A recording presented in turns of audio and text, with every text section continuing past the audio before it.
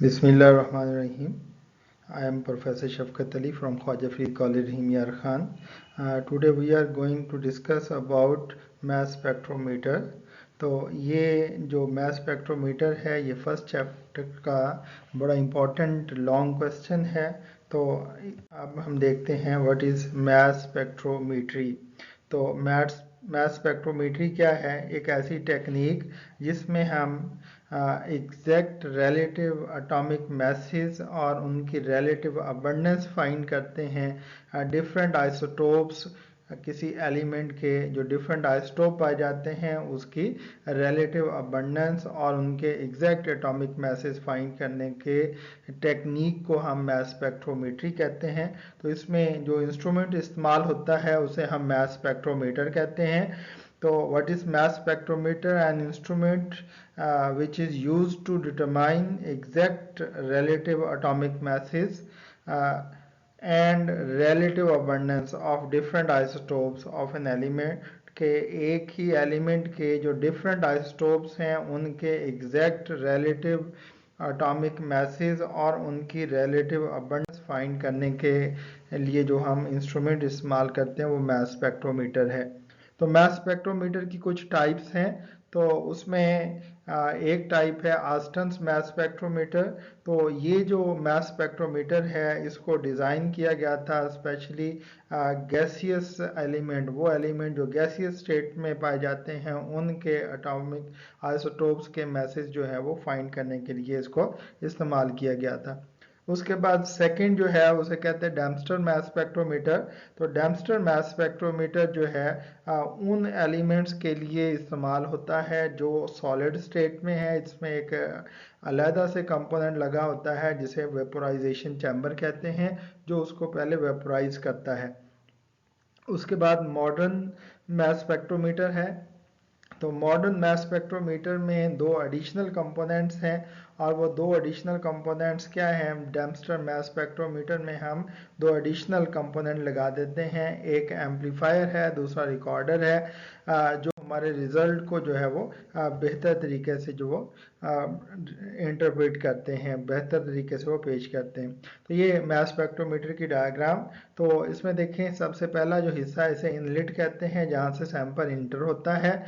उसके बाद ये आयनाइजेशन चैम्बर है। आयनाइजेशन चैम्बर में हम इलेक्ट्रॉन बीम इस्तेमाल करते हैं। इलेक्ट्रॉन बीम जो है वो आयनाइजेशन के लिए काम करती है, तो जो एटम्स हैं उनको आयनाइज करेगी, इसलिए हम इस चैम्बर को आयनाइजेशन चैम्बर कहते हैं। तो यहाँ पर एक वैक्यूम पंप लगा होता है जो इसके प्रेशर को लो करता है। इसके बाद जो है इसे नेगेटिव ग्रिड या एक्सेलरेटर कहा जाता है। यहाँ पर हम जो है वो हाई पोटेंशियल डिफरेंस अप्लाई करते हैं बिटवीन टू प्लेट्स, ये परफोरेटेड प्लेट्स होते हैं। इसके बाद जो आपका बुक के अंदर, टेक्स्ट बुक के अंदर इंस्ट्रूमेंट है उसमें यहाँ पर पेयर ऑफ स्लिट्स लगा हुआ है ताकि वो उसमें जो है अनवांटेड पार्टिकल्स को ब्लॉक किया जा सके। इसके बाद नेक्स्ट जो कंपोनेंट है वो मैग्नेट है।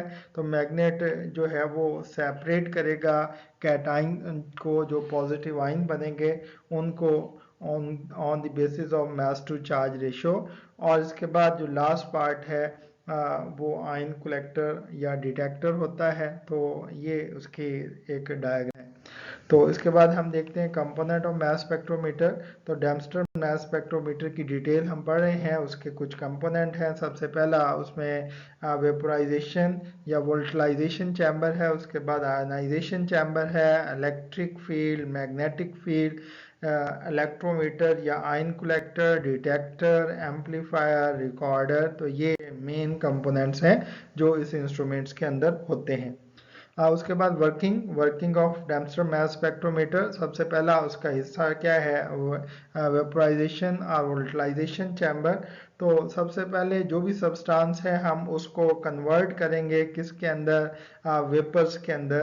तो प्रेशर उनका हम लो रखते हैं। कितना प्रेशर रखेंगे? 10⁻⁻⁶ टू 10⁻⁻⁷ टॉर तक इसका हम प्रेशर रखते हैं। इसके बाद आयनाइजेशन चैम्बर है। आयनाइजेशन चैम्बर में जो एटम हैं वो आयोनाइज होंगे, उसके ऊपर हम हाई एनर्जी इलेक्ट्रॉन बीम जो है उसकी बम्बार्डमेंट करते हैं, जो कि टंगस्टन फिलामेंट से प्रोड्यूस होती है, और इससे पॉजिटिवली चार्ज आयंस बनते हैं जो सेपरेट किए जाते हैं आगे जाके मास टू चार्ज वैल्यू की हिसाब से। उसके बाद इलेक्ट्रिक फील्ड, तो इलेक्ट्रिक फील्ड का काम क्या है? एक्सलरेशन करना, एक्सलरेट करना। तो परफोरेटेड एक्सलरेटिंग प्लेट्स होती हैं, उन परफोरेटेड एक्सलरेटिंग प्लेट्स पे हम पोटेंशियल डिफरेंस अप्लाई करते हैं 500 टू 2000 वोल्ट। तो इस तरह पॉजिटिव चार्ज आयन जो है अट्रैक्ट होते हैं टुवर्ड नेगेटिव तरफ, फिर नेक्स्ट जो वो एक्सलरेट हो जाते हैं। तो उसके बाद नेक्स्ट देखें मैग्नेटिक फील्ड। तो मैग्नेटिक फील्ड क्या करता है? उनको सेपरेट करता है पॉजिटिव चार्ज आइंस को on the basis of their mass to charge ratio. तो ये जो आइंस हैं ये उनको सर्कुलर पाथ में रिवॉल्व करता है। अगर उसका mass smaller the mass to charge value of cation of isotope smaller will be the radius of curvature। तो जो सर्कुलर पाथ होगा अब वो डिपेंड करता है mass के ऊपर, जितना mass बढ़ता जाएगा ये सर्कुलर पाथ बढ़ता जाएगा। Positive ion of definite mass to charge value, ये एक ग्रुप की फॉर्म में मूव करते हैं and move one after another, एक दूसरे के आगे पीछे ये मूव करते हैं। और इसका जो मैथमेटिकल रिलेशन देखें, m/e is equal to H square R square over 2e। तो इसमें हम देखेंगे h क्या है? स्ट्रेंथ ऑफ मैग्नेटिक फील्ड है, e क्या है? ये इलेक्ट्रिक फील्ड की स्ट्रेंथ है, और रेडियस है सर्कुलर पाथ का। तो उसके बाद जो नेक्स्ट कंपोनेंट इसका आता है वो है आयन कलेक्टर। तो आयन कलेक्टर जिसको हम इलेक्ट्रोमीटर भी कहते हैं, क्योंकि इसने इलेक्ट्रिक करंट प्रोड्यूस करना होता है।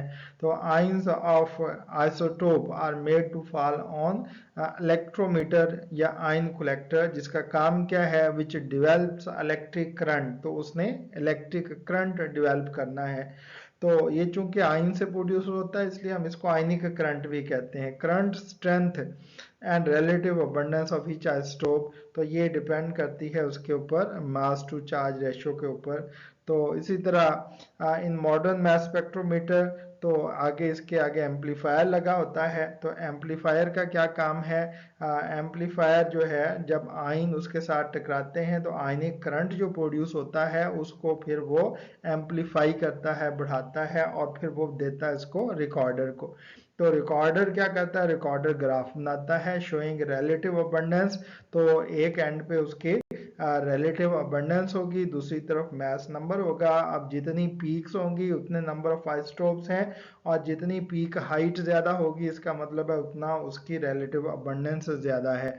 तो यहाँ पर ये जो सेपरेशन की गई है ये नियॉन की गई है। तो नियॉन के अंदर 3 आइसोटोप हैं, एक का मास 20, एक का 21, एक का 22, और उनकी रिलेटिव अबंडेंस देखें, एक की 90.92, दूसरे की 0.257 और 8.82 थर्ड की है। तो इसके बाद देखें ये जो हम मैथ्स निकालते हैं, ये कैसे निकालते हैं? कंपैरिजन करते हैं हम, सेम एक्सपेरिमेंट सारे का सारा परफॉर्म करेंगे कार्बन 12 के ऊपर, और उससे करंट स्ट्रेंथ प्रोड्यूस होगी, उस करंट स्ट्रेंथ को कंपेयर करेंगे।